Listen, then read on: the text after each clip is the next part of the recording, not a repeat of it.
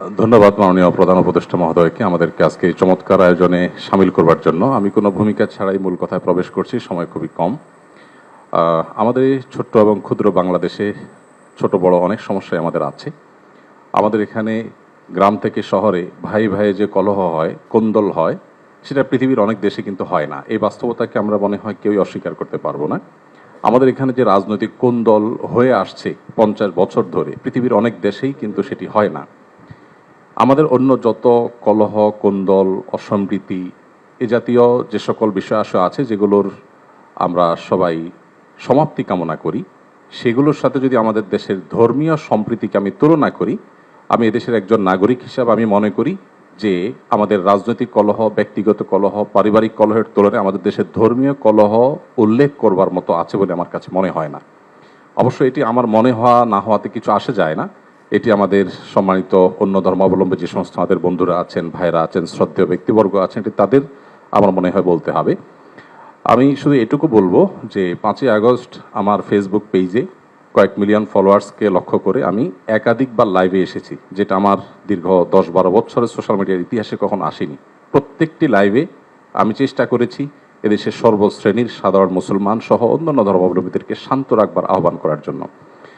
চট্টগ্রামে যখন আইনজীবী আলিফ হত্যাকাণ্ড ঘটলো, সাথে সাথে আমি আমার দায়িত্ব থেকে নিজে এবং অন্যান্য আলেম ওলামাদের সাথে কথা বলেছি। আমি যতটুকু জানি এখানে অনেক সিনিয়র ব্যক্তিবর্গ আছেন, ওলামা ইকরাম আছেন। এদেশে ওলামা ইকরাম সবসময় সম্প্রীতি এবং শান্তি বজায় রাখার জন্য তারা কাজ করে চলেছেন, এবং আমার জানা মতে ওলামা ইকরাম রিনাউন্ড কোনো আলেম কখনো অন্য ধর্মাবলম্বীদের কোনো প্রকার শান্তি বিঘ্ন সৃষ্টি করার মতো কোনো কাজ, কোনো আহ্বান, কোনো উদ্যোগ তারা কখনো নিয়েছেন বলে আমার জানা নেই। পৃথিবীর অনেক দেশে যারা আমাদেরকে সকাল বিকাল নসিহত করেন, আমি তাদের প্রতি শ্রদ্ধা রেখে বলছি, সেখানে যেরকম আমরা দেখি দলে দলে মানুষ গিয়ে বিভিন্ন ধর্মাবলম্বীদের উপাসনালয়ে হামলা করে, আমাদের দেশে বিচ্ছিন্ন ঘটনা ঘটে না আমি তা বলবো না, তবে রিনাউন্ড ওলামা একরাম অত্যন্ত দায়িত্বশীল এবং দায়িত্বশীলতার পরিচয় তারা দিয়ে থাকেন। আমার মনে হয় এই জিনিসটা আমাদের অব্যাহত গতিতে এগিয়ে নিয়ে যেতে হবে। আমি আমাদের অন্য ধর্মাবলম্বী যে বন্ধুরা আছেন, ভাইরা আছেন, তাদেরকে বলবো প্রপাগান্ডায় আমরা যেন কোনোভাবে কান না দেই। আপনারা যদি কখনো সমস্যা বোধ করেন, আমি ব্যক্তিগতভাবে বলতে পারি আমার কথা, 5ই আগস্টে একটি হিন্দু পরিবার একজন মেজরের মাধ্যমে আমার সাথে যোগাযোগ করেছিলেন। আমি আমার সাধ্য অনুযায়ী তাদের নিরাপত্তার জন্য আমাদের যে সমস্ত ভাই বন্ধু আছে তাদের দিয়ে খুলনার একটি জায়গায় আমি ব্যবস্থা করেছি। আমার মনে হয় বাংলাদেশের যত বড় মাদ্রাসা আছে এখানে সব নেতৃত্বশীল ওলামা ইকরাম আছেন। আপনারা যদি কখনো কোনো মাদ্রাসায় গিয়ে বলেন যে আমাদের নিরাপত্তা বোধহয় আমরা ভয়ের মধ্যে আছি, নিরাপত্তাজনিত শঙ্কায় আছি, আমার মনে হয় আমাদের আইনশৃঙ্খলা রক্ষাকারী বাহিনী যেরকম আপনাদের পাশে দাঁড়াবে, ওলামা একরাম তাতে ন্যূনতম কার্পণ্য করবে না। যেভাবে পুজোর সময় মাদ্রাসার ছেলেরা মন্দিরগুলোকে পাহারা দিয়েছে, আমার মনে হয় পৃথিবীতে এটা বিরল একটা দৃষ্টান্ত, এবং এটি কিন্তু আমাদেরকে আশা জাগায়। আমি আশা করব যে আমরা কোনো প্রপাগান্ডায় পা দেব না, এবং আমরা মিলেমিশে আমাদের প্রিয় স্বদেশকে গড়ে তুলব।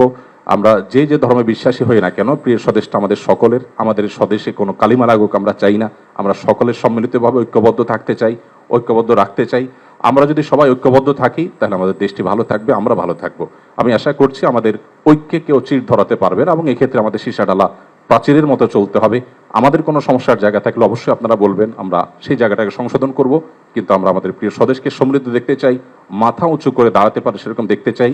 আমাদের তরুণরা আমাদেরকে যে নতুন বাংলাদেশ এনে দিয়েছেন, তার নেতৃত্বে যে নতুন বাংলাদেশ এগিয়ে যাচ্ছে, এই অগ্রযাত্রাকে কোনো শক্তি যেন থামাতে না পারে।